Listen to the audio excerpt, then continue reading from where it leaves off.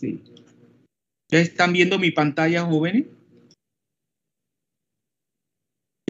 Sí, profesor. Sí, profesor. Sí, estábamos con esto de las propiedades periódicas. Acuérdense que ese es uno de los bloques o núcleos para la comprensión de la tabla periódica, lo que es la ley periódica. Entonces, eso lo vamos a retomar más adelante, pero estábamos en lo que era el radio, ¿verdad? El radio, ¿qué es lo que determina cómo varía el radio a lo largo de un grupo y un periodo? Ya fue explicado. Lo vamos a retomar nuevamente después, pero vamos a seguir, ¿verdad? Luego tenemos la energía de ionización. Ya ustedes saben que lo que tiene que ver con energía, eso entra dentro de lo que es la termodinámica. Acuérdense que es una rama, la termodinámica no es química, es física. La termodinámica es una rama de la física. Y que nosotros los químicos, cuando ya nos compete, o sea, estamos estudiando la energía, le decimos que es termoquímica, pero en realidad esa rama es porque los químicos han denominado la termodinámica dentro de la química de esa forma. Pero la ciencia per se es la rama, es la termodinámica, que es una rama de la física. Entonces, la energía de ionización en química inorgánica es como una estimación que es una entalpía. Acuérdense, luego vamos a estudiar que en realidad esa energía varía, pero en un factor muy pequeño donde entra el producto, y creo que es 5 medio del producto de R por T. ¿Ya ustedes saben qué es la R? ¿Ya saben qué es la R?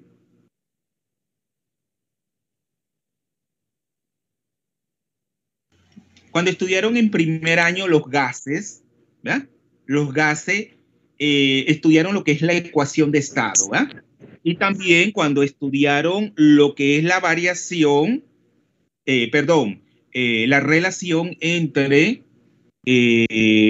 la temperatura de ebullición y la presión de vapor, también la relación matemática, que la llamada ecuación de Clausius-Clapeyron, también encontramos la constante R. Para ustedes, ¿qué es la constante R?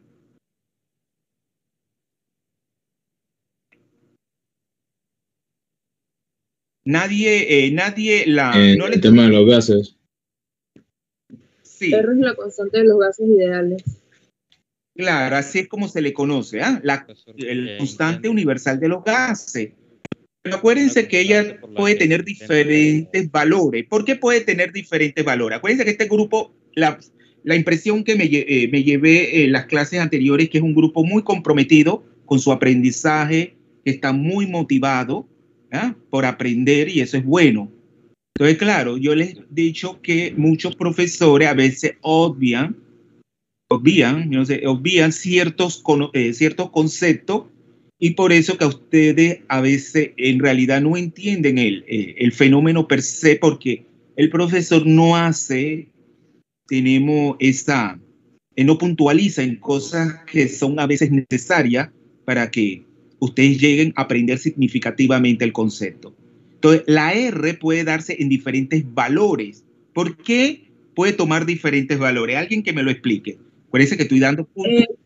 Depende de la unidad que se esté usando. Muy bien, excelente. ¿Quién habló? Alejandra Palacios. Bueno, tiene 2 puntos, Alejandra.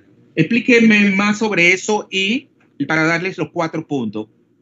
¿Por qué puede, ya me explicó que puede tener diferentes valores? Porque, claro, es una constante que lleva unidades de medida. ¿Por qué lleva unidades de medida?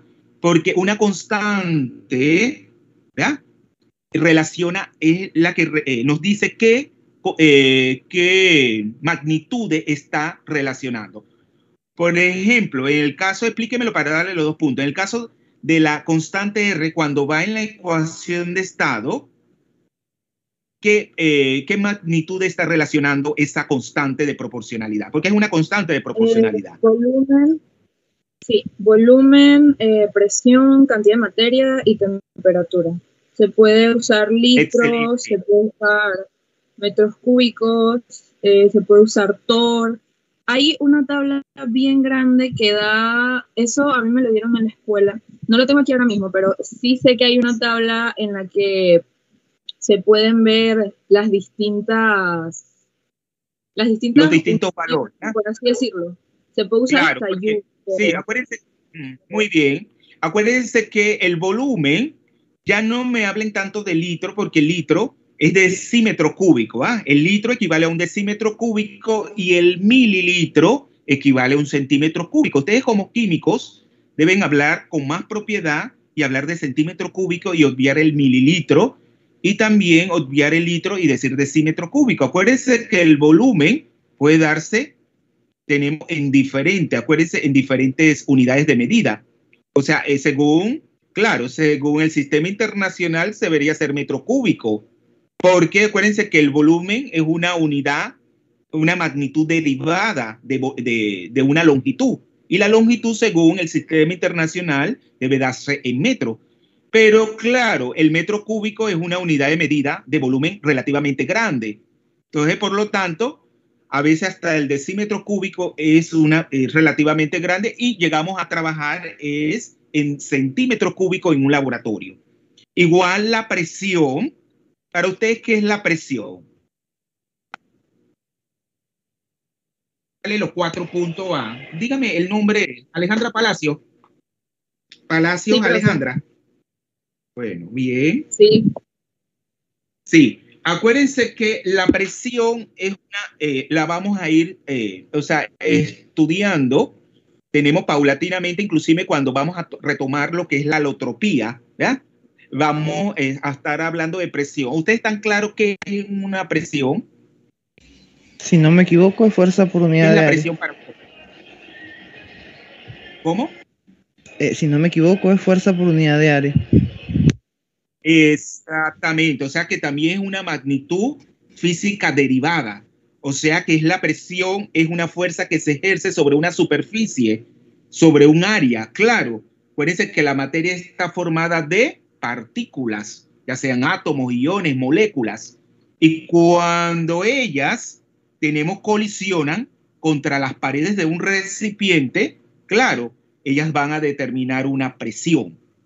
En el caso de la presión también encontramos diferentes unidades de medida, como puede ser la atmósfera, el torr, el milímetro de mercurio, pero ¿cuál es la unidad de medida que recomienda el sistema internacional? Y el profesor, lo Pascal. El Pascal. ¿Quién me explica el Pascal? ¿Quién está hablando? Fui yo la que hablé, profesor.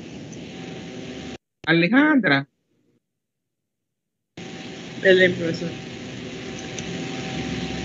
No le escucho bien. Hablen un poquito, tiene mucha interferencia.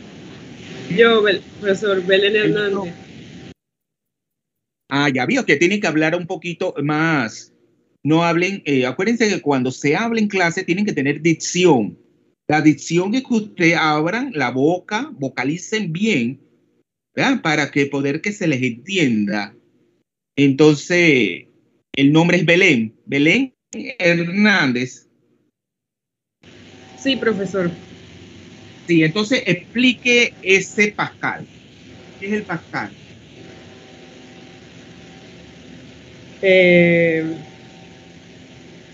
Si no me equivoco, es la presión generada por una fuerza, un Newton, si no me equivoco.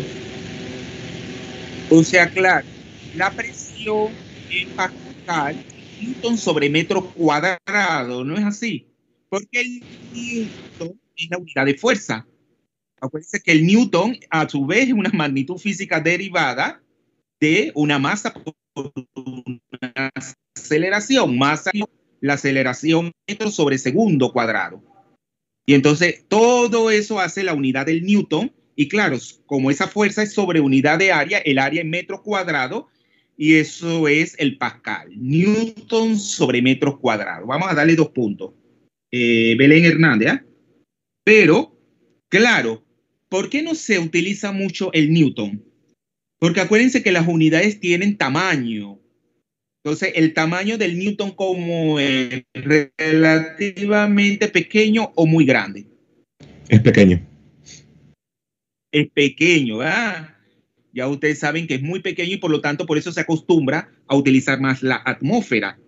Entonces, eso es porque la justifica, porque a pesar de que el sistema internacional recomienda unas unidades de medida, a veces no se utilizan, es por el tamaño, que son, entonces matemáticamente es engorroso porque vamos a trabajar con números que no son muy manejables, ¿verdad? Entonces, la energía de ionización, igual que la afinidad electrónica, entonces en realidad nosotros en química inorgánica la simplificamos a esos términos, pero en realidad tanto la energía como la afinidad electrónica son entalpías, términos de entalpía. Entonces, nosotros vamos a demostrar en un taller, entonces ese factor tenemos la cual se diferencia en realidad de esa entropía, lo que es la ionización y la afinidad electrónica, que se utiliza más, generalmente más dentro del campo de la química inorgánica básica. Entonces, la energía de ionización, como lo dice, es una energía, pero es una energía asociada ¿a qué? A la ganancia o a la pérdida de los electrones. Pero acuérdense que tanto los cationes como los aniones pueden tener más de una carga, ya sea positiva o negativa. Por eso nosotros hablamos de una primera, de una segunda y de una tercera energía de ionización en el caso de los cationes, ¿eh? La formación de especies con carga positiva. Entonces, dependiendo de la magnitud de esas energías, entonces el proceso va a ser más factible o no. Igual las afinidades electrónicas, entonces son energía asociada es a la ganancia de electrones. Igualmente podemos hablar de una primera, de una segunda, etcétera, electrónica. Entonces yo les pregunto, acuérdense que las energías, ya sea positivo o negativo, inclusive pueden ser cero, ¿eh? Pueden valer cero. Entonces yo les pregunto, ¿cuándo el proceso es positivo y cuándo el proceso es negativo? Cuando es un anión es negativo y cuando es un catión es positivo. ¿Así, profe?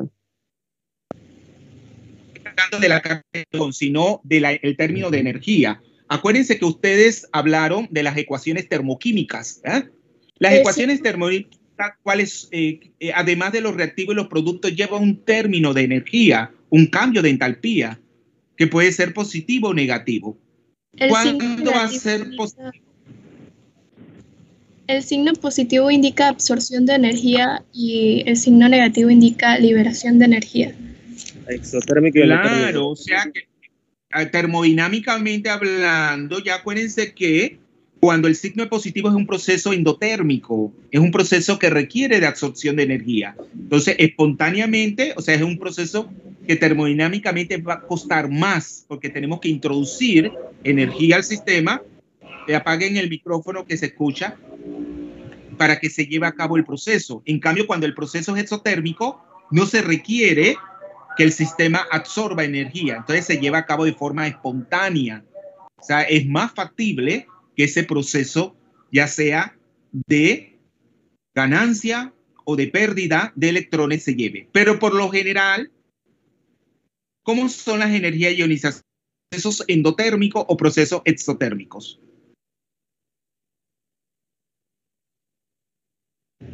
Endotérmico.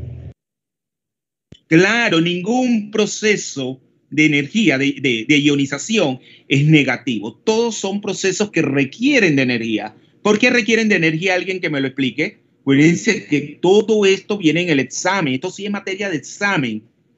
Y acuérdense que por eso se vayan tomando apunte, porque aquí no está eso desglosado. Por eso que es necesario que ustedes asistan a las clases y vayan anotando aquellas cosas que se hacen hincapié, porque yo cuando hago el examen yo no me fijo en ningún apunte, yo de acuerdo a lo que yo doy en clase, puntualizo, entonces yo hago el examen. Muchos muchachos entonces salen bien porque siguen una clase. pero aquellos que no asisten o creen que la clase es que el profesor esté hablando y hable y no prestan atención, entonces pueden salir mal. Entonces, ¿por qué ese proceso, el proceso de ionización siempre va a ser positivo? Porque se necesita energía para poder sacar el electrón. ¿Pero por qué?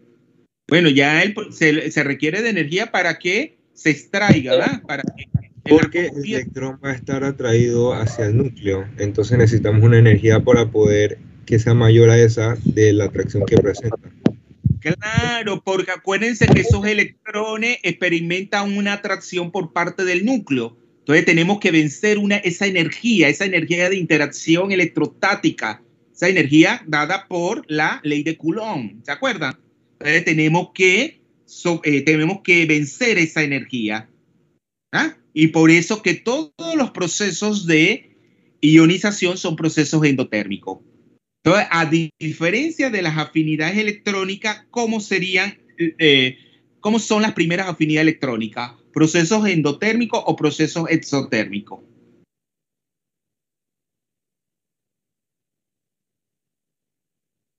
Vayan pensando, les voy un momentito a interrumpir porque la secretaria del Departamento de Química me está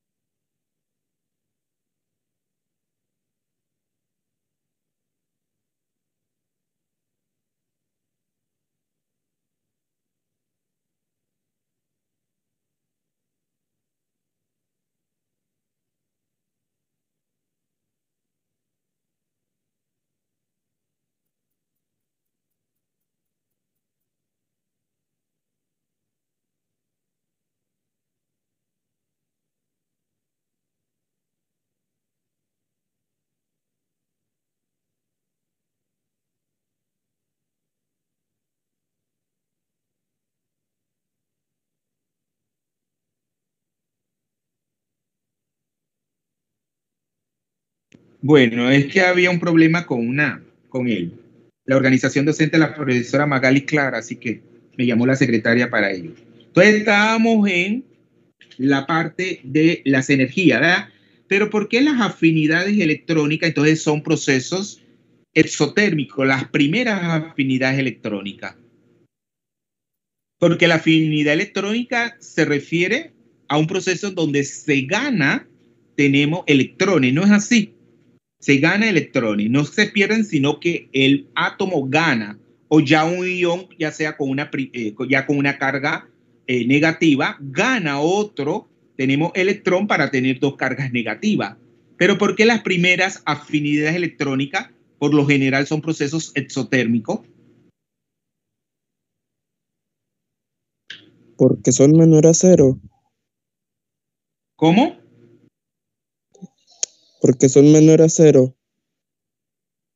Sí, bueno, matemáticamente hablando, los números negativos son menores a cero, ¿no? Y los números positivos son mayores a cero, pero no me refiero a eso, sino físicamente. Matemáticamente hablando es porque son menores a cero, pero físicamente, ¿por qué esas primeras afinidades electrónicas son negativas? Porque hace el átomo más estable. No, mira, le explico. Si en la energía de si en el proceso de ionización tenemos Profesor, yo creo que es porque la energía no es absorbida, sino que es liberada. Claro, no, eso tampoco, o sea, no me están entendiendo. Profesor, O yo sea, creo que acuérdense cuanto mayor sea la atracción entre un átomo dado y el electrón añadido más negativo debe ser la afinidad electrónica. Muy bien, ¿quién habló? Esa es la respuesta. ¿Quién habló? No me escuchan. Castro, profesor, disculpe. Y tiene que decirme porque si no, Castro es, para ver, Castro Marcos. Ajá, correcto. Sí, voy a ponerle 2 puntos. Alguien habló anteriormente de la ionización y no le di los puntos. ¿Quién fue? Abraham Murdoch. Gordo Abraham.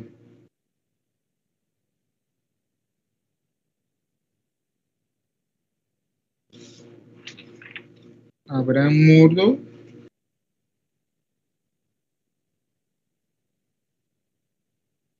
Aquí, vamos a darle 2 puntos a Abraham.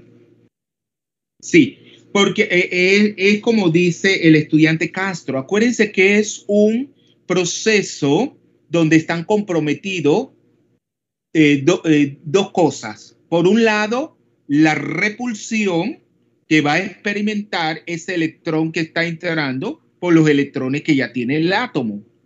Y el otro elemento a tomar en cuenta es la atracción que puede experimentar como dijo Castro, ese electrón por parte del núcleo. Entonces, cuando su proceso de atracción por parte del núcleo es más significativo que el proceso de repulsión por parte de los electrones que ya tiene el átomo, entonces el proceso será exotérmico. Claro que ahí tenemos, todo eso lo vamos a ver con la práctica que está al final de los capítulos y que vamos a discutir antes de los exámenes parciales. Muy bien, pero acuérdense que tanto la energía de ionización como las afinidades electrónicas también van a variar, van a tener una periodicidad dentro, por eso que es una propiedad periódica dentro de lo que es la tabla periódica, pero vamos a ver excepciones, donde nosotros vamos a explicar esas excepciones en la práctica, utilizando los diagramas de orbitales, ¿verdad? Porque los electrones, cómo están distribuidos esos orbitales, es crítico para determinar una estabilidad o inestabilidad. Entonces, eso es muy importante que lo tengan presente. Pero así, a grosso modo, si el radio a lo largo de un grupo va aumentando a medida que nos vamos desplazando a periodos mayores, ¿qué pasa con la energía de ionización? ¿Pasa lo mismo? Disminuye. Es todo lo contrario, ¿ah? ¿Por qué? ¿Qué me explica por qué se da una relación inversa entre el radio, cómo varía el radio y cómo varía la energía de ionización cuando me estoy desplazando a lo largo de un grupo hacia abajo, hacia los periodos de mayor valor? ¿Quién lo explica? Porque está más alejado los electrones del núcleo, cada vez se alejan más, al ser el radio más grande. Claro, porque ya dijimos que el valor de n, que es el periodo, el valor del periodo, nos dice que en promedio ese electrón está más distante del núcleo y por lo tanto es más fácil, ¿verdad? Es más fácil, porque acuérdense que la energía esa de atracción coulombica es de menor magnitud, porque acuérdense que ella varía con ese n al cuadrado. Entonces se hace menor esa energía, la energía que tenemos que vencer, que es una energía de atracción coulombica, y por lo tanto es más fácil que ese átomo pierda ese electrón, o sea, va a tener un valor menos positivo. ¿Y cuál es el nombre de la persona que me explicó eso? Isaac, profe, Cisneros. Cisneros. Correcto. Cisneros, Isaac, 2 puntos. ¿Vieron? Todo esto debieron de hacerlo en primer año, es lo que yo les digo. Por eso que nosotros nos critican, ustedes con mucha razón como docente, porque no estamos haciendo el trabajo. Acuérdense que el profesor no es hablar de manera mecánica y punto, es entrar en una discusión, ¿ya? En una discusión el por qué. Claro que esto es desgastante. Acuérdense que hay que anotar, registrar todos los puntos, porque luego vienen las disconformidades. Profesor, yo participé y no me tomó en cuenta. Entonces, esto es un proceso muy que toma tiempo, y por eso que muchos profesores no lo hacen, pero estamos incumpliendo. Entonces, ya ven por qué se da esta variación distinta de la energía con respecto al radio. Entonces, igual pasa cuando nos desplazamos a lo largo de un periodo. ¿Qué pasaba cuando nos desplazamos a lo largo de un periodo con respecto al radio? De izquierda a derecha.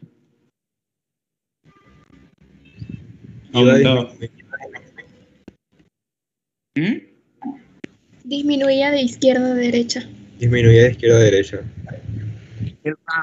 ¿Y ahí qué pasa con la energía de ionización? Todo lo contrario, ¿eh? Aumenta. Se hace, claro, la energía de ionización toma un valor más grande. Y ya ustedes saben por qué cuando nos desplazamos hacia la derecha, nos vamos a encontrar con los no metales. Y los no metales, por eso que no pierden electrones, no tienden a perder electrones si no es a ganarlo. Esa es su naturaleza física. Ya no tienden a perder, sino a ganar electrones. Y asimismo vamos a ver lo que es el término de afinidad electrónica, o sea, una lógica, que eso lo vamos a ir viendo detenidamente más adelante en la presentación. Y llegamos a lo que es la electronegatividad. Para ustedes, ¿qué es la electronegatividad? Profesor, es la capacidad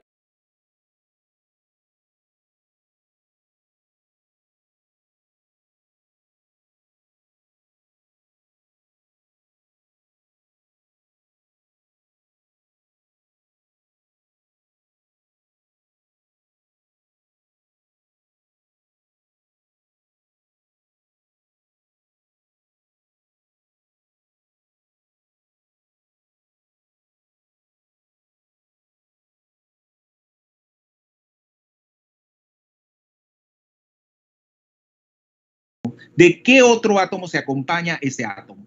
Claro, que es una, vamos a decir, propiedad. Y yo les pregunto, ¿tiene unidades de medida? Porque acuérdense que el radio, ya dijimos que se da en picómetro, ya sea en picómetro, en Armstrong o en nanómetro. Tanto las energías de ionización como la afinidad electrónica se dan en Joule, ¿no es así? En Joule, que es el término de energía. La electronegatividad tiene unidades, es una magnitud adimensional.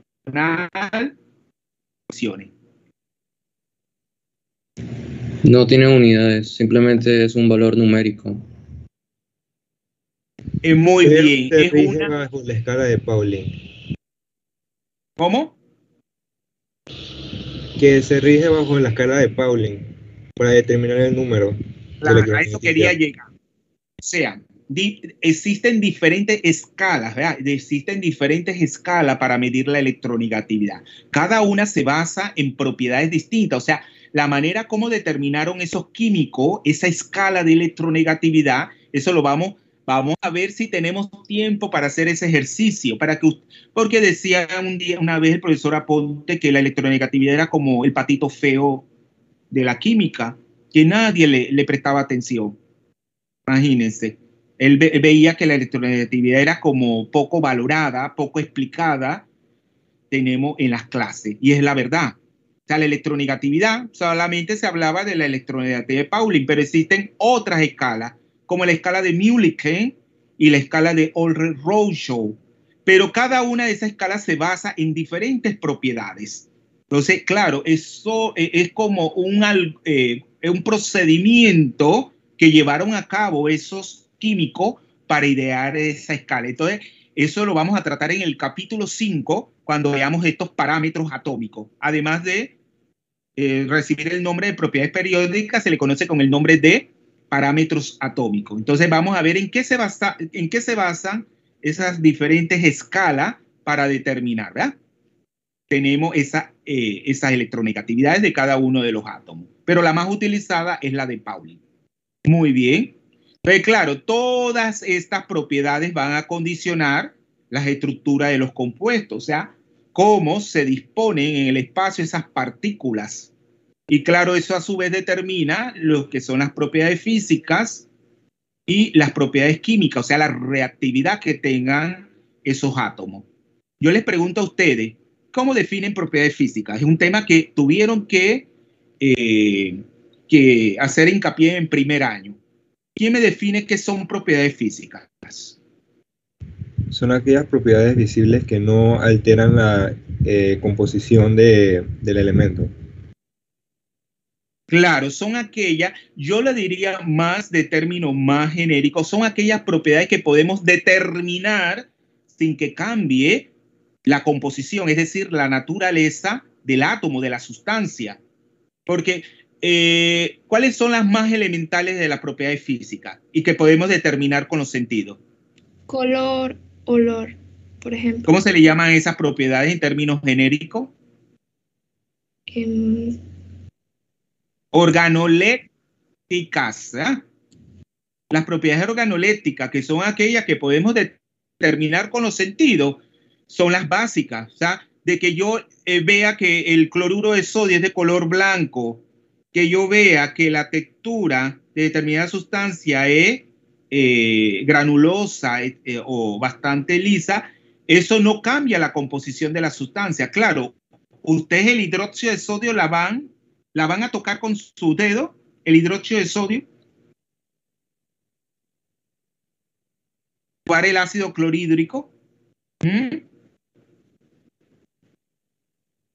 No, porque eso le va a causar quemaduras. Entonces ya ustedes saben como químicos que hay ciertas cosas que no tenemos que llevar a cabo en un laboratorio, porque claro, tenemos que tener unas medidas de seguridad. Cada uno de los reactivos tiene una, vamos a decir, una serie, ¿cómo se le llama esto?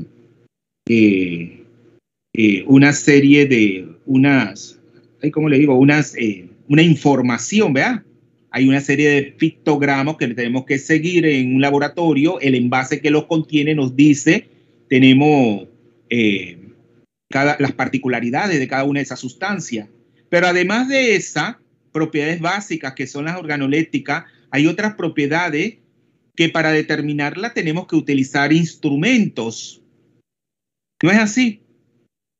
Tenemos que utilizar instrumentos. Por ejemplo, para determinar el punto de ebullición, ¿qué instrumento utilizamos?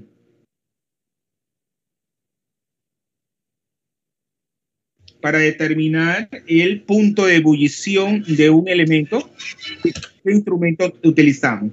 Termómetro. Un termómetro. Para determinar la masa, ¿qué instrumento utilizamos? Una balanza. Una balanza. Para determinar la densidad, ¿qué instrumento utilizamos? Un densímetro o pignómetro. Un pignómetro, ¿no es así? Y para determinar, por ejemplo, la presión que utilizamos. Barómetro. Un barómetro. Entonces, dependiendo, claro, si yo determino el punto de ebullición del agua introduciendo un termómetro, cuando el agua entra en ebullición, eso no cambia. Tenemos la naturaleza, ¿verdad? O sea, vamos a decir, la composición del agua. Entonces, eso es lo que son las propiedades físicas. Pero dentro de las propiedades físicas, podemos dividirla o clasificarla en cuántos tipos y cuáles son. En dos, en propiedades intensivas y extensivas. Muy bien, acuérdense que eso de intensiva y extensiva también puede ser el nombre intrínsecas, extrínsecas. También se les conoce como específica y como generales. Esas son, se clasifican. ¿Y cuáles son las propiedades intensivas? Son independientes de la cantidad de materia. ¿Cuáles son las propiedades intensivas? Punto de aquella fusión, que me mencionó. Densidad, temperatura. Claro, ¿por qué son intensivas? Solamente me habla una persona, porque acuérdense que tengo que poner los puntos. Independiente de la cantidad de materia. Claro, porque son independientes de la cantidad de materia, ¿verdad? Que haya, o sea, de masa. No importa la cantidad, tienen el mismo valor. Que yo le determine el punto de ebullición a 1 decímetro cúbico de agua es el mismo que yo se lo determine a 2 decímetros cúbicos de agua. La única diferencia, claro, donde hay un mayor volumen, va a tardar más en alcanzar la temperatura, porque tiene que absorber más, más calor, porque a mayor masa tiene que absorber. Todo eso lo estudiaron en primer año. Puede ser que lo hayan estudiado bien, porque acuérdense que ahí entran, tenemos lo que son cambios de entalpía. ¿Cuáles son los cambios de entalpía asociados a un proceso de ebullición?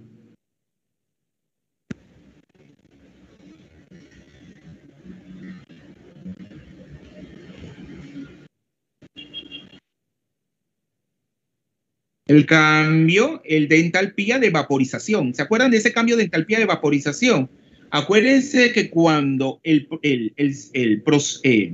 cuando la ebullición, cuando el líquido entra en ebullición, toda la cantidad de calor que está absorbiendo el sistema se utiliza para ir de cambio de estado del líquido al gaseoso. Esas partículas en el estado líquido pasan al estado gaseoso, manteniéndose la temperatura constante. Pero cuando el sistema está aumentando su temperatura, vemos progresivamente de menor a mayor. ¿Para qué se utiliza el calor que se está absorbiendo?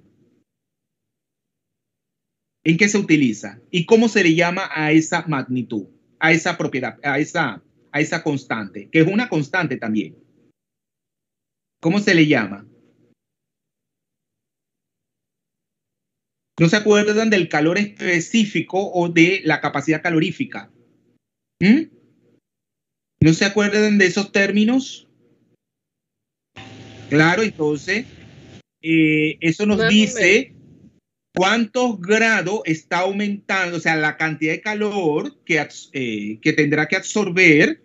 Vemos la sustancia para aumentar su temperatura, tenemos en 1 grado Celsius. Cuando eso la damos en forma independiente o dependiente de la cantidad de masa, ahí la diferencia entre lo que es calor específico y capacidad calorífica. Vayan repasando todo eso conceptos, porque ya veo que a veces no logran decírmelo de manera rápida. Entonces, esas son las propiedades físicas, y a diferencia pues de las propiedades extrínsecas o extensivas o generales, que dependen de la cantidad de materia, o sea, la masa. A mayor cantidad de materia, yo tengo mayor masa, que voy a registrar con una balanza. Y luego tenemos las propiedades químicas, o sea, la reactividad, que ya ustedes saben que son las propiedades que va a presentar o sea, es la capacidad que tiene una sustancia de transformarse en otra al ponerse en contacto con otra sustancia. Entonces, eso nos va a decir qué tan reactiva o no reactiva es esa sustancia. Entonces, esto es bien importante. Dice, el carácter metálico de los elementos químicos se traduce en su capacidad para formar cationes, o sea, perder electrones. Entonces, depende de estas propiedades periódicas. Y es lo que yo le decía, esa capacidad que tenga el átomo para perder electrones lo hace que ese proceso de formación del catión sea más factible y, por lo tanto, el carácter metálico es mayor. Entonces, a mayor capacidad de formar cationes por pérdida de electrones, nos dice que el carácter metálico es mayor. Y es así como es la periodicidad de ese carácter metálico. El carácter metálico aumenta en un grupo hacia abajo, porque acuérdense que ya dijimos que se hace más fácil que el átomo pierda electrones, porque la energía de ionización disminuye y se forman los cationes. Aumenta también ese carácter metálico de la derecha a la izquierda, porque ya dijimos que los no metales tienden a ganar electrones y no perderlos. Y en forma diagonal, aumenta de la parte superior derecha a la parte inferior izquierda. Entonces, esa es la periodicidad, ¿verdad? Vamos a entrar a los estados de oxidación, o lo que ustedes también conocen como número de oxidación. ¿Por qué la reactividad, o sea, la periodicidad en las propiedades químicas está determinada por los estados de oxidación. Voy un momentito al baño y alguien que me... Oye, ¿y quién fue el que participó con respecto a las propiedades físicas Manuela. que habló? Fue una chica, dígame. Manuela. Manuela Shawn. Es la que llegó tarde, ¿ah? Manuela. Correcto. Tienen que hablar y decir, porque acuérdense que el profesor se agobia, también soy humano. Y si ustedes no contestan, yo siempre les digo, dejen la pachocha caribeña, porque nosotros como caribeños somos a veces como, tenemos que ser más rápido, ¿verdad? Porque el tiempo es apremiante. Y ustedes quieren aprender, ¿sí o no? Claro que sí, profesor. Claro, Sí, entonces ustedes mismos, si no, no me dicen las cosas rápido, tomamos más tiempo. Entonces voy un momentito al baño y regreso.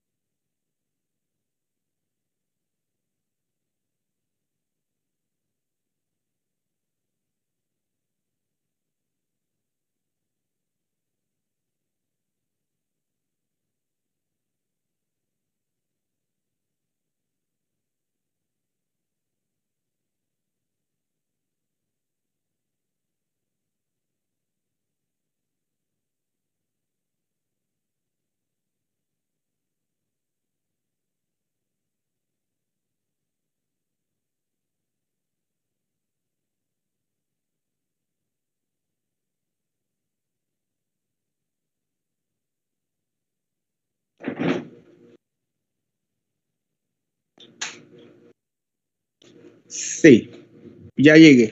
Entonces, ¿por qué es importante los estados de oxidación? Porque eso está relacionado con la reactividad de la sustancia.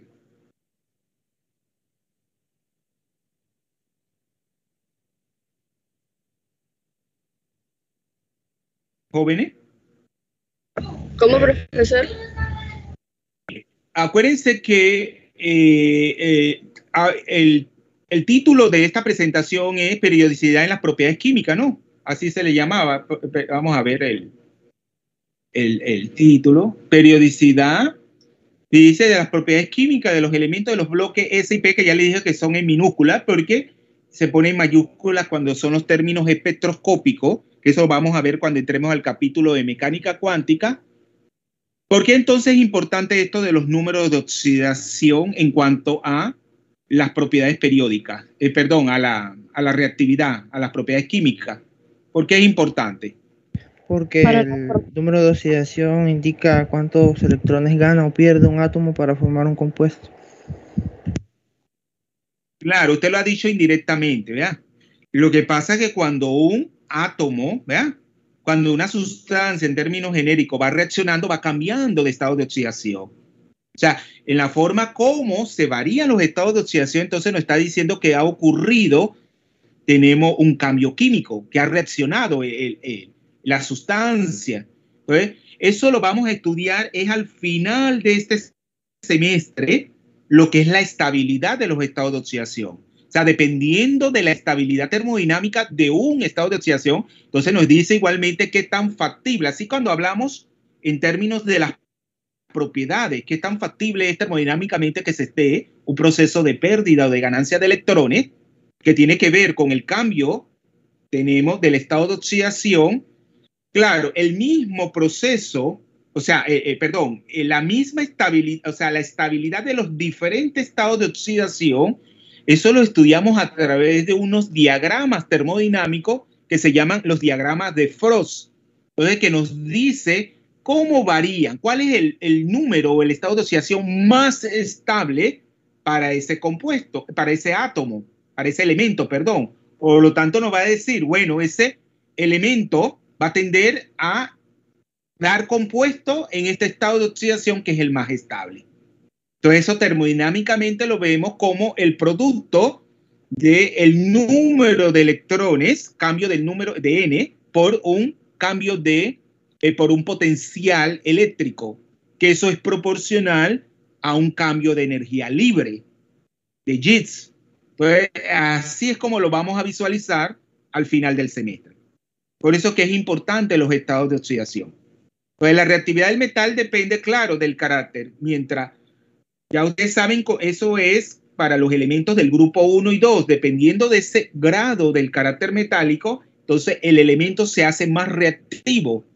Por ejemplo, a la reacción con el agua. Por ejemplo, en el caso de los elementos del grupo 1, mientras mayor sea ese carácter metálico, que ya usted sabe que aumenta hacia abajo, entonces es más reactivo, por ejemplo, esa reacción con el agua. Entonces eso lo vamos a estudiar más adelante. Pero en el caso de los metales nobles, que no son los elementos representativos, no son elementos del bloque S, sino los elementos del bloque D. ¿Por qué explican entonces? ¿Por cómo se explica que esos metales sean nobles? Ese noble significa que son poco reactivos, o sea, que son inertes a la oxidación, es decir, a la pérdida de electrones. Entonces, por ejemplo, ahí tenemos el oro y el platino, que son metales que se usan en la joyería. Entonces, ¿por qué? ¿Cómo se explica? Tenemos esa poca reactividad o inercia. Eso lo vamos a estudiar el otro semestre. ¿Ven? Poco a poco vamos a ir explicando todo. Entonces, los metales del bloque S es lo que me refería, por ejemplo, con los elementos del grupo 1, que mientras más metales, mientras mayor sea ese carácter metálico, reaccionan más explosivamente con el agua, solo presentan los estados de oxidación 1 más y 2 más. ¿Por qué? Porque presentan solamente esos dos estados de oxidación, el 1 más y el 2 más. Ese cambio, le pregunto, acuérdense que todo es de estabilidad termodinámica y que para determinar, o sea, esos estados de oxidación están relacionados con la configuración electrónica que tenga el átomo. Entonces, ¿quién me lo explica? Porque solamente, o sea, los elementos del grupo 1 tienden a alcanzar solo el estado de oxidación 1 más y los elementos del grupo 2 tienden a alcanzar el estado de oxidación 2 más. ¿Por qué eso es así? Porque ellos no presentan, por ejemplo, el grupo 1, estado de oxidación 3 más, 4 más, como puede ser para los elementos de transición, que hay una gran variabilidad de número o estado de oxidación. ¿Por qué? Eso está en la práctica, porque en las propiedades periódicas lo dice. Porque los electrones externos de S son fáciles de perder. Porque se quedó corta, porque acuérdense, o sea, que en los elementos del grupo 1 hay un electrón desapareado, ¿no es así? Un electrón desapareado en un subnivel S conformado por un único orbital. Entonces él es factible energéticamente y lo vamos a ver. Tenemos con los valores de la energía de ionización, ese proceso desde el punto de vista energético es factible, es más factible, será endotérmico, pero la energía necesaria no es tan alta. Por lo tanto, le es factible perder ese único electrón, porque al hacerlo adquiere una configuración electrónica estable. O sea, queda con todo, o sea, con el nivel que le precede a ese nivel en el cual se encuentra ese electrón desapareado, con todos sus electrones, con todos sus orbitales llenos. Entonces, claro, eso lo hace, tenemos estable energéticamente. Y por lo tanto, eso es lo que nos dictamina que ese único electrón que tiene desapareado los elementos del grupo 1 en un orbital S, entonces sea factible termodinámicamente. Y lo mismo ocurre para un elemento del grupo 2, pero ya no sería un solo electrón, sino dos electrones, ¿ya? No es llevadero físicamente la pérdida de un solo electrón, porque al hacer perder un solo electrón, va a quedar con un electrón desapareado, como es la situación que encontramos en los elementos del grupo 1. Entonces él pierde dos electrones. Entonces eso lo vamos a estudiar más con la práctica. sea, desde el punto de vista matemático, desde el punto de vista físico. Entonces, en cambio, los elementos de los bloques P y D, acuérdense que los elementos del bloque D los vamos a estudiar es en el segundo semestre. Pero estos elementos de estos bloques presentan una gama más variada de estados de oxidación. O sea, puede ser 1, 2, 3, etcétera. En la cual cuando N es mayor a 3, estos estados de oxidación más altos se estabilizan a través de la formación de oxoaniones, como por ejemplo el anión permanganato y el anión cromato. ¿Y por qué eso es así? Porque ellos no existen en forma desnuda. Por ejemplo, que el cromo tenga ese estado de oxidación 6 más, porque no puede existir como cromo 6 más, o el manganeso exista como 7 más, sino que siempre lo vamos a encontrar en forma de oxoaniones, porque son inestables. Cuando ellos existen en forma desnuda, entonces ellos son energéticamente inestables y por lo tanto ellos se estabilizan formando, estos son complejos, o sea, ahí entra, o sea, tenemos un enlace covalente coordinado en donde el metal, ¿verdad?, en ese estado de oxidación alto se estabiliza formando enlace coordinado con los aniones oxo o óxido, es lo mismo, oxo u óxido es lo mismo. Entonces, se existe en esa forma, donde se coordina a 4, en ambos casos a 4 iones oxo, donde ahí, claro, cada oxígeno tiene 2 cargas negativas. Pero luego se van a encontrar que en realidad en esas moléculas, en esos oxoaniones, en el mismo oxoanión no existe un enlace iónico. O sea, ahí nos dice que ese oxoanión puede participar en la formación de un enlace iónico por la carga negativa, 2 negativa que tenga. Porque esa carga negativa, 2 negativa, que es importante cuando ustedes van a hacer las estructuras de Lewis, no es que pertenezcan a los electrones de valencia ni del manganeso, ni del cromo, ni del oxígeno, sino que esos electrones que nos indica la carga negativa, 1 menos o 2 menos, provienen de una especie metálica que los ha perdido. Por lo tanto, el enlace que yo visualizo dentro de esos aniones, ¿de qué naturaleza es? ¿De qué naturaleza es el enlace? Por ejemplo, cuando yo hago la estructura de Lewis del ion permanganato y del ion cromato, ¿cuál es la naturaleza del enlace?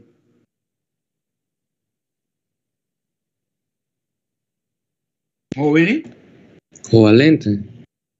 Es covalente. No es que ahí no está diciendo que el manganeso ha perdido 7 electrones o el cromo 6 electrones y cada uno de los 4 en cada una de esas especies, que cada uno de los 4 iones oxo u óxido ha ganado 2 electrones. Eso no es así. Físicamente, eso es incorrecto.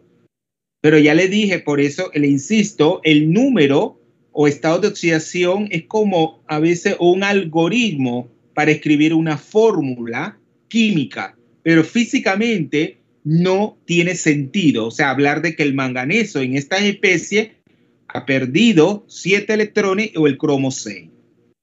Eso es importante que lo tengan presente. Luego tenemos el caso de los elementos no metálicos, ¿ah? Y estos existen como aniones, además de que también van a existir, tenemos con carga positiva, como cationes, como por ejemplo el ion cloruro y el ion sulfuro. Entonces, ¿cómo se justifica esa carga negativa o esas 2 cargas negativas del cloro y del azufre? ¿Alguien que me lo explique? Porque solamente tienen que ganar un electrón o 2 electrones dependiendo del grupo que esté para cumplir la ley del octeto y estar en el estado más estable. Muy bien, porque todo es completar una configuración electrónica, o sea, que el nivel de energía más eterno esté completamente lleno de electrones, porque eso nos va a dictaminar cuando ustedes tienen hambre. Ustedes tienen hambre, ustedes van a estar inestables, van a estar aquí buscando la comida. No tengo comida, ustedes van a buscar hasta que llegan a un punto donde la misma, vamos a decir, la fatiga lo deje inactivado. Pero mientras puedan, tengan la energía, esa energía almacenada en sus células, van a ir buscando la comida. hasta que ya queden con el punto de vista en un estado inactivo. Aquí igual pasa, los átomos van buscando la manera de satisfacer electrónicamente de manera de alcanzar una configuración, por ejemplo, decimos de gas noble, con todo el nivel, el último nivel lleno de electrones. Y en este caso, claro, como el cloro pertenece al grupo 17, tiene 7 electrones de valencia. Ganando un electrón, queda con 8 electrones en su último nivel de energía, o sea, queda saciado. Cuando ustedes comen, se sacian y ya quedan tranquilos. Y en el caso del azufre, es lo mismo que ocurría con los elementos del grupo 1 y el grupo 2. Ya no es perder, que en el caso del grupo 2 era perder, ¿verdad? No es solamente perder un electrón, sino 2. Acá no es ganar un solo electrón, porque el azufre no pertenece al grupo 17, sino al grupo 16. Entonces él le restan 2 electrones para quedar con la configuración electrónica de gas noble, o sea, completar el octeto. En este caso gana 2 electrones para quedar formando el anión sulfuro. Fíjense aquí ya ustedes estudiaron la etimología por los símbolos químicos, por eso que el azufre es ese, porque la raíz del nombre en latín es sulfur. Ya saben que, por ejemplo, el oro es Au, porque viene de aurum. Por ejemplo, el antimonio es Sb porque viene de stibium. El potasio es K porque viene de kalium, y así sucesivamente. Todo eso es tema de primer año. Entonces, claro que eso es lo que dictamina. Tenemos estos números de oxidación negativo, la cantidad de electrones para completar la regla del octeto. ¿Quién me lo dijo? Por favor, para anotarle su punto. Woyuho Alex. Woyuho Alex. Alex Howe. Alex Howe. Sí, profesor. Llegó tarde, ¿verdad? Usted estaba en vacuna. No, yo le dije presente cuando... No, profe, el que estaba en vacuna soy yo. Ajá, eso soy yo, profe, el que llegó del centro de vacunación. Se me cruzó el cable. Es son, ¿verdad? Sí. Sí, se me cruzó el cable. Como los dos son de origen asiático. Ya le anoté la tardanza son. Sí. Entonces ven aquí, bueno, ya lo que le explicaba con el caso de los estados de oxidación altos positivos, como es el caso del cromo y el manganeso, pero ya les decía que eso lo vamos a estudiar. Tenemos el otro semestre los metales de transición, pero igualmente tenemos el caso para los elementos del bloque P. Por ejemplo, en el caso del azufre, que lo veíamos con 2 cargas negativas, y el cloro con una carga negativa, acá lo vamos a tener tanto el azufre como el cloro con cargas positivas. Por ejemplo, el azufre en el oxanión sulfato lo vamos a tener con el estado de oxidación 6+. Y el cloro en el anión perclorato, en ese oxanión, lo vamos a tener con estado de oxidación 7+. Entonces, igual lo que ocurre con los elementos de transición, estos estados de oxidación altos son inestables termodinámicamente, por lo tanto ellos se estabilizan formando enlace coordinado con estos aniones oxo u óxido para estabilizarse.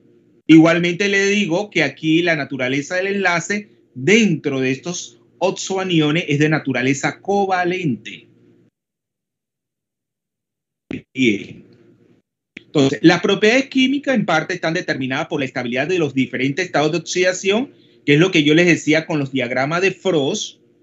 Entonces vamos a estudiarlo. Por ejemplo, más adelante en el transcurso del semestre, muchos estados de oxidación se estabilizan formando complejos, como lo que lo acabo de decir, formando estos oxoaniones, o también por la formación de precipitados, de sustancias sólidas.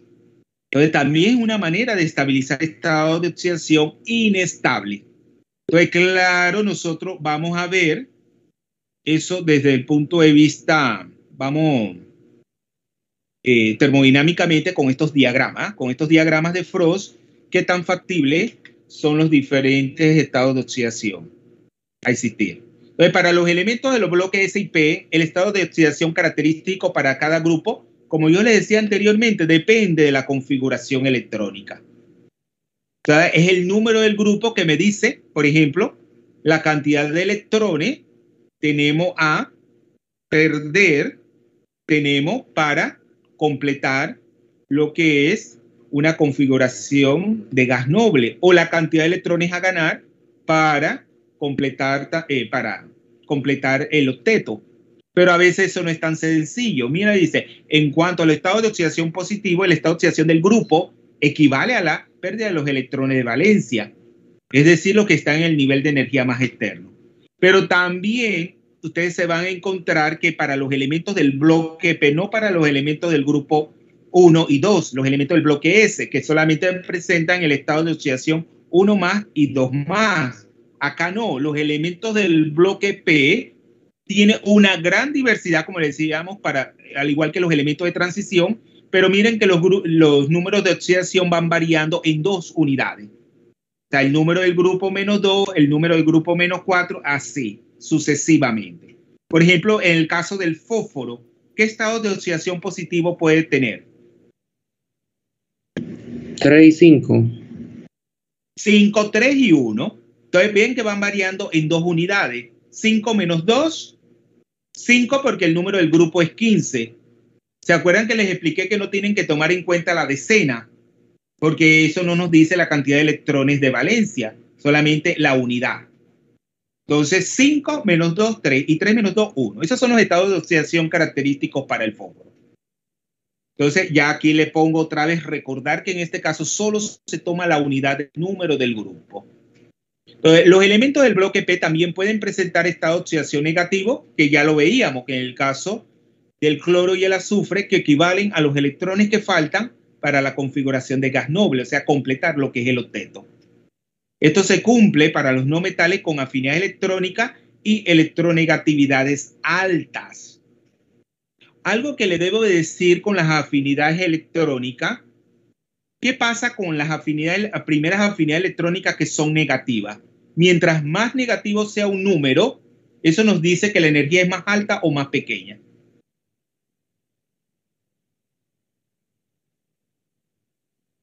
Se libera más calor. No, mire, sí, o sea, mientras más, no me han entendido la pregunta. O sea, matemáticamente, si yo tengo un número, por ejemplo, entre menos 25 y menos 40, ¿qué número es más pequeño? Menos 25 o menos 40. Menos 40. Menos 40. Entonces, más negativa una afinidad electrónica mientras mayor sea en valor absoluto la cantidad. Pero de que sea menor, más negativas es un número menor. Y por lo tanto, físicamente es más factible que se dé el proceso. Entonces, afinidad electrónica muy negativa no quiere decir que el átomo va a tender a ganar electrones. Entonces, también acá, con respecto a los elementos del bloque P, hay esto de que además de los estados de oxidación que mencionamos, por ejemplo, que van variando en 2 unidades, hay otros estados de oxidación que se estabilizan por la formación de enlaces sigma y pi. Es el caso del nitrógeno en estos 2 compuestos que tienen que hacer las estructuras de Lewis. Acuérdense que en este curso es crítico hacer correctamente las estructuras de Lewis. Por ejemplo, en el tetróxido de nitrógeno y en la hidracina presentan estados de oxidación 4 más y 2 menos, respectivamente, el nitrógeno. Además del 5 más, 3 más y 1 más característico. Entonces, que van variando en 2 unidades, 4 más. Pero ellos se estabilizan por la formación de enlace sigma o enlace pi. A esto tengo que preguntarle cuál es el fundamento de clasificar los enlaces en enlace sigma o pi. El que me lo explica correctamente le doy 10 puntos.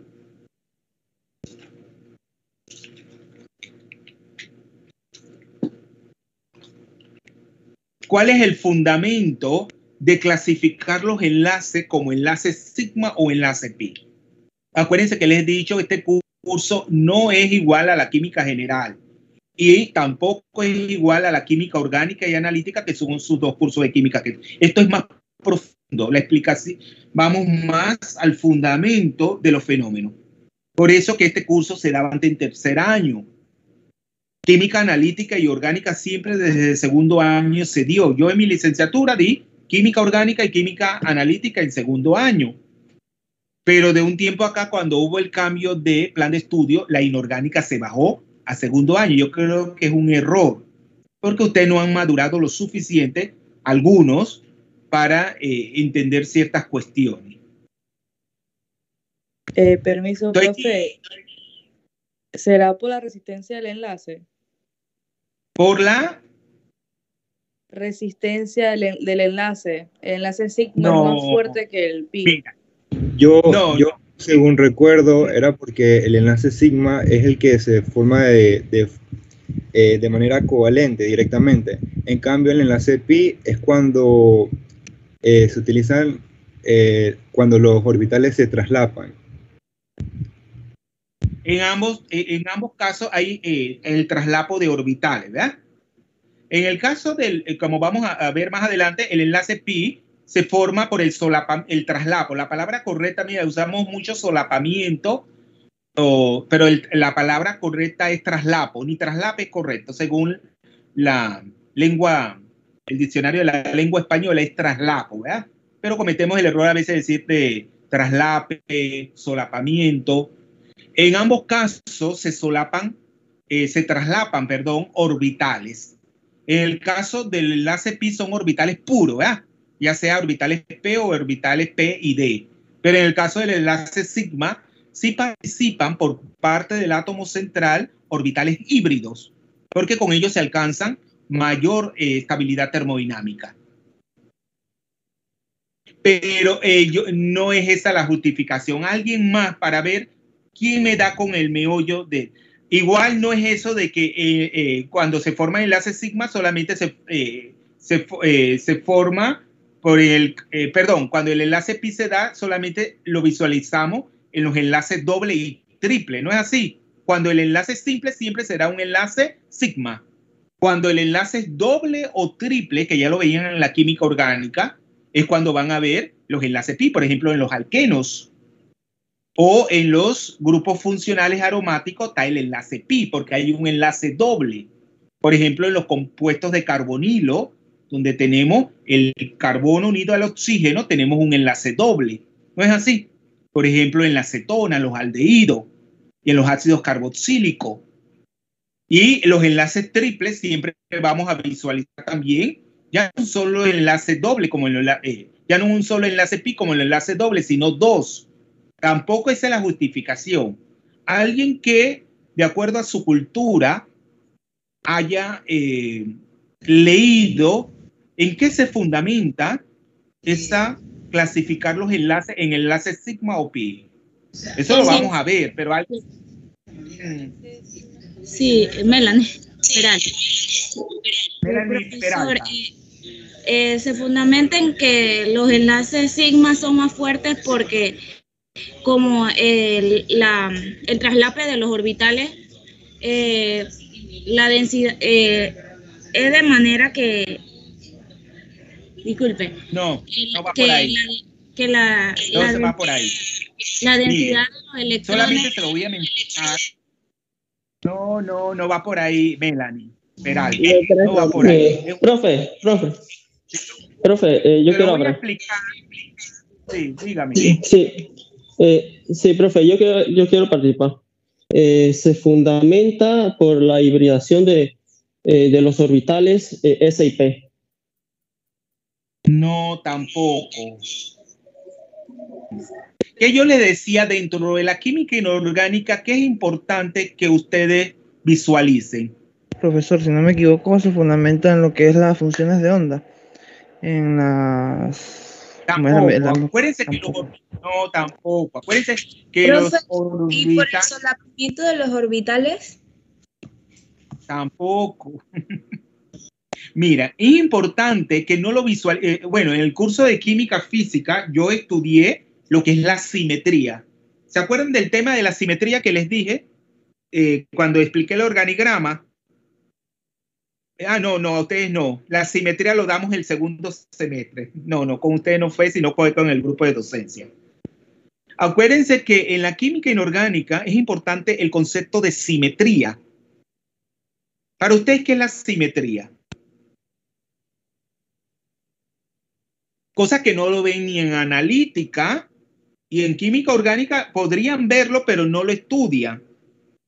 Entonces, para ustedes, ¿qué es la simetría? ¿Cuándo dicen que una molécula es más simétrica o menos simétrica? Que cuando se pone un eje del lado izquierdo y del lado derecho se concuerdan.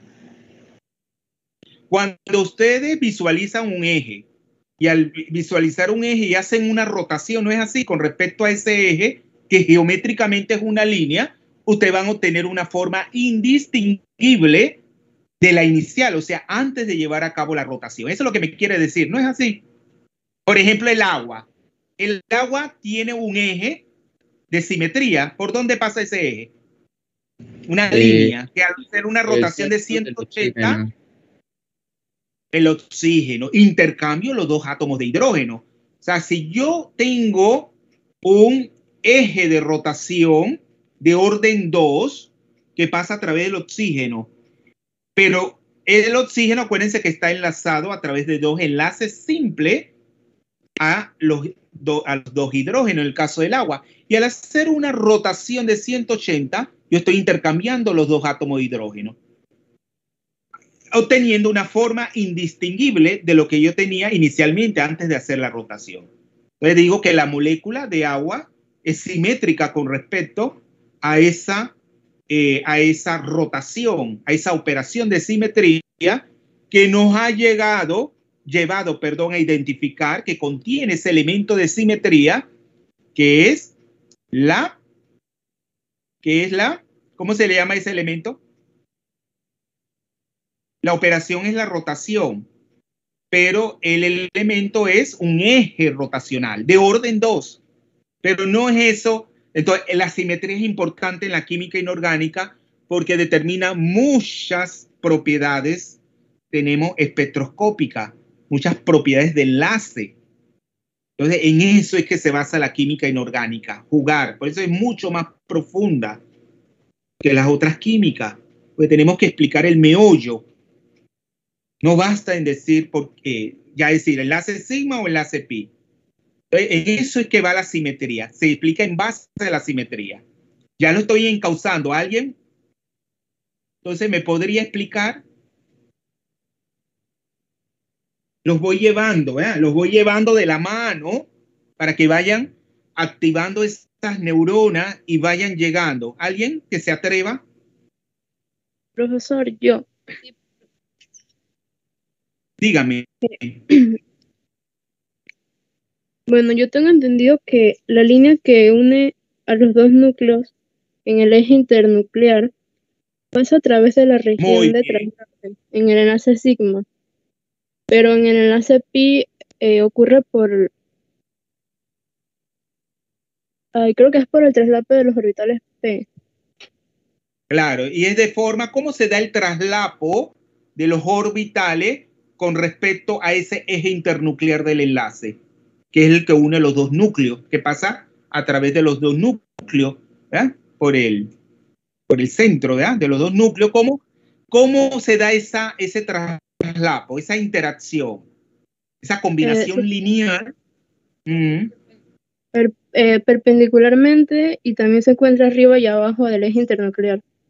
Se da en forma frontal, ¿verdad? Se da en forma frontal, o sea, ellos se encuentran los dos orbitales, ya sea en el caso un orbital híbrido con un orbital puro, se da en forma frontal, o sea, a lo largo de ese eje internuclear del enlace. Entonces, la densidad electrónica, ¿de qué simetría tendrá? Cuando se forme el enlace, la densidad electrónica del enlace, ¿qué tipo de simetría tendrá? Porque los átomos, acuérdense que tienen simetría esférica. ¿No es así? Simetría esférica. Pero cuando ellos interactúan, se combinan linealmente o se traslapan de forma frontal uno con otro a lo largo de ese eje internuclear del enlace, el resultado del enlace, acuérdense que los enlaces tienen simetría, o sea, la densidad electrónica va a tener una forma, una simetría determinada. ¿Cómo será? Lobular. No, será de simetría cilíndrica. ¿Sabes cómo tendríamos un cilindro? Vemos donde a lo largo de ese internuclear del enlace tengo como un anillo, un cilindro. Entonces yo les pregunto, si yo hago una rotación de cualquier número de grado, tomando como eje de rotación el eje internuclear del enlace, ¿qué yo voy a obtener? ¿Una forma indistinguible del enlace o una forma distinguible?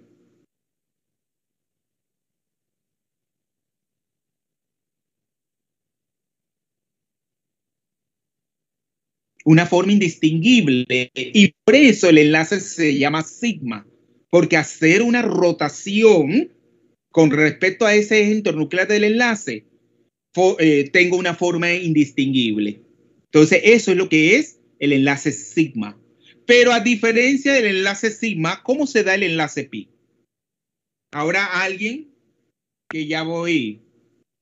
Porque entonces ahora, claro, si el enlace sigma es simétrico con respecto a la rotación, con respecto a ese eje internuclear del enlace, el enlace pi será antisimétrico.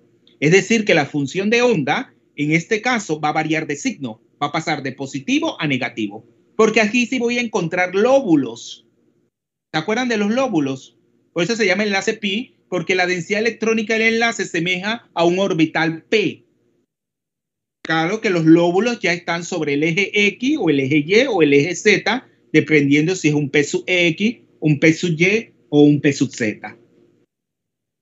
Entonces aquí, pero ¿cómo se da la interacción? Esa interacción entre los orbitales P, ese traslapo, se da de manera frontal como en el caso del enlace sigma.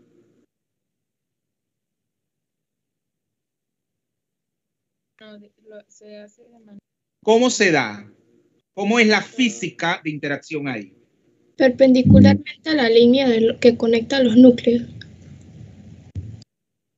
Yo no diría perpendicular, sino que se da de manera, bueno, sí es perpendicular, porque si tenemos el eje internuclear horizontal, se da por encima, ¿verdad? Y por debajo de esa línea, es decir, sí, podemos decir perpendicular, cortando en un ángulo de 90 grados, tenemos ese eje, pero decimos que la interacción se da de manera lateral, de lado a lado, o sea, viene como si usted se acerca con su compañero por el hombro. No se acercan de cabeza a cabeza o por los pies, sino se acercan de hombro a hombro. Entonces, la interacción física es distinta, se da de manera lateral. Por lo tanto, la densidad electrónica no se encuentra en forma cilíndrica, sino por debajo y por encima del plano. Vamos a ver que ese es un plano, porque esa línea es una línea, pero abarca dos coordenadas. La que está, acuérdense, la que corta perpendicularmente, perdón, no la que corta, sino, acuérdense, como es un plano, ese plano, claro, va a abarcar el eje internuclear, pero el que está también, el eje por fuera, por detrás y por delante de esa línea. Eso lo vamos a ver más adelante. Entonces, por lo tanto, cuando yo hago esa rotación, en este caso no es una rotación de cualquier número de grados, sino de 180 grados, yo voy a tener una forma indistinguible. ¿Y cómo me doy cuenta de que tengo una forma distinguible? Por el cambio de signo de la función de onda. O sea, la función de onda cambia de signo. Porque cuando ustedes representan, tenemos el enlace V, cada uno de esos lóbulos va a tener signo ya sea positivo o negativo. Que eso no quiere decir o que esté sombreado de negro o esté blanco. Eso no va a decir que haya un dipolo, sino que el signo hace referencia a el signo de la función de onda, que nosotros vamos, el otro capítulo, el cuarto, no el siguiente, sino el que sigue, vamos a ver ese tema, la mecánica cuántica. Entonces, ahí antisimétrico con respecto, o sea, un enlace, resumiendo, un enlace sigma es simétrico con respecto a la rotación en torno al el eje internuclear del enlace, y un enlace pi es antisimétrico. O sea, cambia la función de onda al hacer una rotación de 180 con respecto al eje internuclear del enlace. Miren que nunca le explicaron eso en la química general, pero tampoco tenía que hacerlo, porque usted todavía no tiene las herramientas. Por eso la inorgánica, todo eso le compete a la inorgánica. Pero por eso que a muchos estudiantes no les gusta, porque vamos al fundamento.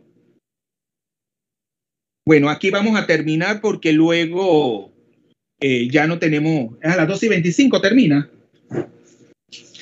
Sí, profesor.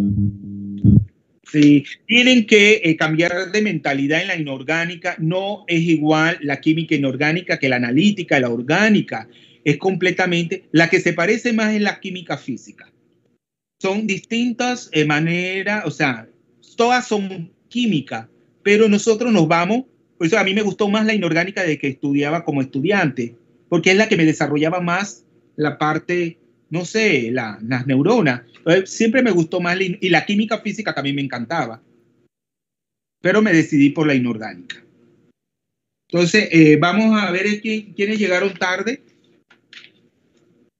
¿Alguien que haya llegado tarde que me diga para terminar? Valdés Caroline. Sí. ¿Sí? ¿Quién más? Profe, yo le envié un correo de notificación. Para ver la grabación. ¿Quién me habla? Caroline. Sí, ya le registré la tardanza. ¿Quién más? Profe, yo también. Yo creo que ya usted me registró. No, ya yo le registré Son, el que estaba vacunándose. Sí, profe. Son que yo lo confundí. Yo confundía Son con Howe. Ya eso lo tuve claro. ¿Quién más? Anabel Simón Roy. Anabel Simón Roy. Anabel Simón Roy. ¿Quién más? Soy yo, Omar Goli, profesor. Golis Omar.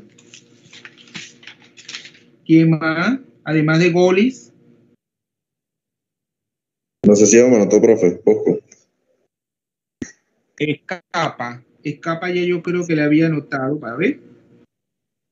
Escapa Bosco. Sí, ya yo le había registrado la tardanza a Bosco. ¿Qué más? Profe Escobar Ana. Escobar Ana. Usted es la representante de los estudiantes, ¿no es así, Ana? Ana no le había registrado. Ana, ¿usted es la representante de los estudiantes en los grupos estudiantiles? No, creo que es Alday. ¿Quién me escribió una vez que estaba en una reunión con el decano electo? Yo, Alday González. Ah, es Alday. Y la veo muy comprometida con sus compañeros. Bueno, porque tiene ese liderazgo, ¿ah? Siempre habla cuando un estudiante no contesta. Está bien, es buena compañera. ¿Quién más? Creo que me anotó Manuela Chon. Sí, ya Manuela, yo la anoté. Acuérdate que usted participó, ¿verdad? Y yo le puse la tardanza. ¿Quién más?